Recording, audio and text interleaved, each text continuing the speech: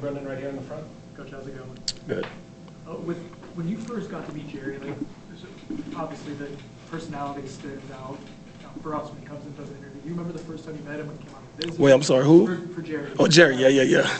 Jerry now. Yeah. Is it officially Jerry? Yes, Jerry. Yeah, it's officially Jerry. Yeah. So when you first met him on his visit when he came in, or I guess the first time you talked to him, like what stood out to you about the personality? Just his energy, his love for football. When he came on this visit, only thing he wanted to do was talk football. He didn't worry about his living arrangements, where he was going to stay. He knew he wanted to lock into this year, and he's been such a pleasant addition to our room, man. He brings that fire. He's the leader of the secondary. He's only been here, a couple of months. The guys love him. They feed off his energy, and he's a playmaker. He's a playmaker. He studies the game. He's cerebral. Just a tremendous guy, man, and I'm glad we have him. How impressive is it that in that short period of time he's captivated the attention of his teammates like that? Yeah, it's rare. It's rare because some guys just try to, feel their way through it and not knowing how a teammate's going to react. But he came in from day one, man, with his energy. I think it's infectious. If it was in a bad way, I don't think guys will gravitate to him. But it's all positive energy. And, like I said, he's a playmaker. It'll be one thing if he's out there not doing his job and not making plays, but he brings the energy and he makes plays, so guys respect that. The last few years, you guys have had a pretty set starting two outside corners. Is that competition still going on? How many guys are involved competing? Yeah, it's a competition every day. The ebbs and flows of this game, man. You know how it goes. One day you're up, one day you're down. So we're gonna go with the most consistent guy. And we have guys who played some ball, but we only have a combined 8 starts in the secondary room. So it's an opportunity for guys. And we halfway through camp. Some jobs are still open, and we got guys belling. I think Jerry's a guy who's been the most consistent. But we have guys like Jabril Rawls, Quindarius Jones, Shamar, who's been doing a hell of a job for a freshman. He's been making plays, man, and he's really maturing. And he may find himself, in the lineup. But it's still a work in progress. Also got Charles Lester and Kai Bates. So I think we have some depth at that position. Guys just got to keep working and keep improving every day. Chris, you brought up a couple of the second-year guys, Lester, for example. What have those guys done to take a leap, and what do they have to do to set themselves apart? Yeah, just be more consistent. In this defense, the corner's going to have to tackle. And we want guys that's going to go out there and set edges and make tackles in the open field while also making plays on the football. So those guys just got to continue to improve, get healthy, take care of their bodies, because they have the talent to do it. It's just the little things, the little nuances of the position that's going to help them, achieve what they want to. You brought up physicality there. Is that what's helped Shamar kind of make an early impression as he's been?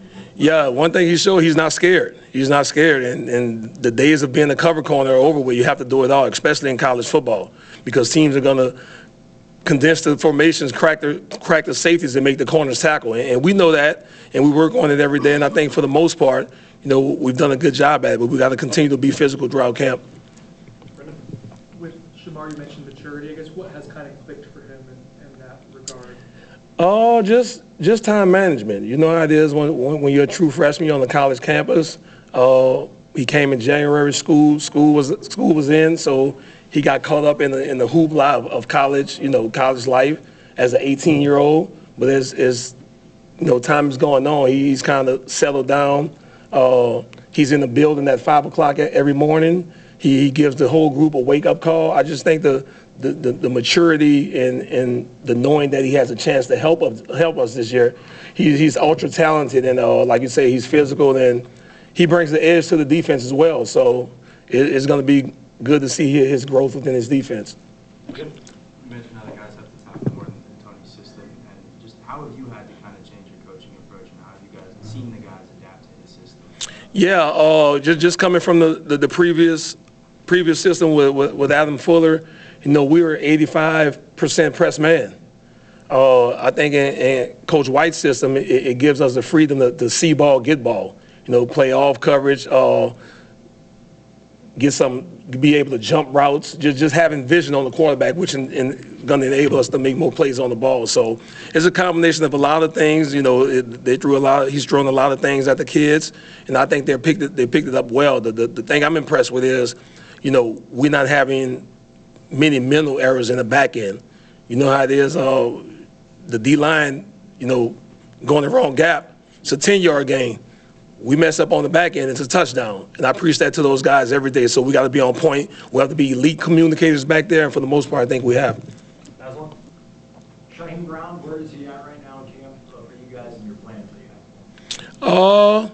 Shy's in the mix. We know that Shy is a guy who's played a lot of football in his career, and he has to continue to get better. You know, even though he's a senior, he knows there's some young guys that's in there who's been doing a good job. So it's still a competition. It's still a competition. I don't think any jobs have been won yet, and I think that's how you got to look at it, especially in Shy's position. Just got to keep pushing and getting better every day.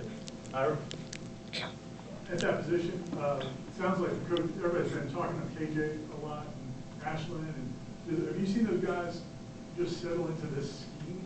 Do they seem comfortable in what this scheme? I think so, and you know, they have versatility. I think they can play all three positions, all three safety positions, and you know, they're competing against each other. You know, we want to go into the season knowing that we have at least 10 to 12 guys that we could trust to put in the game in any given situation. I think guys are letting us develop that trust in them by going out there and playing. Like I said, it's great competition. Iron sharpens iron, and you know that they're good friends off the field, and you know they're competing against each other. So that's what you want in camp. You touched on Coach White's scheme a little bit. I'm curious for you, like during your playing days or any other prior coaching stops, have you ever been in a scheme that presents that uniquely with the three high safeties or anything close to it? Yeah, well, this is the first time I've been in that scheme. Obviously, you know, with 5 DBs, 4-2-5, so you can call it the free safety, you can call it the nickel, what have you, but you know, for most of my career, I've played with 5 DBs on the field at all times. So Coach White's defense is a little bit different because those guys could come from anywhere, and the way we exchange motions and everything is pretty unique. You know, when I was here the last couple of years, we ran with all the motions, but now we can exchange motions because those guys are pretty much interchangeable. So I think it's good, man. He does a tremendous job of mixing up the fronts along with the coverages, and it's going to give guys an opportunity to make a lot of plays in this defense. When they are kind of trading off out of motion, I would imagine that the secondary has to have interchanging skill sets too. Absolutely. Can you just kind of elaborate like on what that looks like, how you guys have tried to put guys in position who might have? Yeah, like doing any part, you know, of the game, like one of those safeties may have to cover a slot receiver. So like you said, one of those safeties might have to come take on the pulling guard. So like you said, they have to be interchangeable back there, even though they have set positions.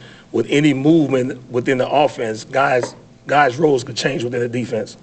Well, Coach, with Shamar, do you still look at him at that time as a freshman? And I guess is spring camp, 2 scrimmages enough to say you have confidence in a freshman to put him out there with Alabama, with knowing that's the opponent? Oh, trust me, he's still a freshman. He still makes knucklehead plays. He still does knucklehead things off the field, but he's gotten a whole lot better. And, you know, the talent is the talent. You know, I just got to have trust in him that he can go out there and execute each and every play. And that's what I try to preach to him, just the attention to detail it takes to play that position each and every play. And I think as camp is going on, man, he's really, you know, taking heed to that, and he's been doing a hell of a job for us. And, you know, who knows? He may find himself out there on August 30. I have trust in him. I think the coaching staff has trust in him. But he has to continue to improve. He has to continue to work and cut out the little mistakes that he's making. Chris, how have the other freshman DBs, Max, Antonio Cromartie Jr., how have they handled since they've gotten here? They've been good. You know, they just got here in June, so they're still trying to learn the ropes. I know AJ, he had an injury what kept him out a couple of days, but he's a cerebral football player, man. He's smart. He reads routes. He's always in the right position. You know, he takes meetings serious. The same way with Zay, a bigger guy who's playing the cornerback position. Is more nuance to that position for him. and just getting used to the speed of college football. But for the most part, man, those guys have been a pleasure to coach. They haven't been a problem, any problems off the field, and I'm excited to see what the future holds for them. I can't remember if he was able to do much in the spring or not, but Jamari Howard, how's he coming back from his injury and how's he responding? Yeah, he came back. He did a little bit in the spring, you know, coming off the ACL. He was fully healthy for fall camp, and he was coming on, but got hurt in Jacksonville, so he's been out for the last couple of days. So hopefully we get him back. I think we dodged the bullet because it looked pretty bad on film. But I think he'll be back, you know, next week, get him back in the mix, and just continue his development. Anything else for Coach? That was the last one. I know you said there's all jobs are up and open right now. Has Jabril kind of maybe been in the mix as one of the guys that you think you'll rely on at cornerback? Absolutely, absolutely. I think Jabir, he had a hell of a spring. Started off fall camp kind of rusty. Got banged up a little bit, and you know I always implore him to take care of his body. You know, but he's a playmaker, man. He's ultra athletic, and it's another thing with him just being in the new system, just getting him to understand the nuance of the defense. I think as time goes on, man, he's going to be a guy that we're going to rely on to make plays for us, and he has the ability to do that. Awesome. Thanks, Coach. Yep, appreciate it. Have a good one. All right.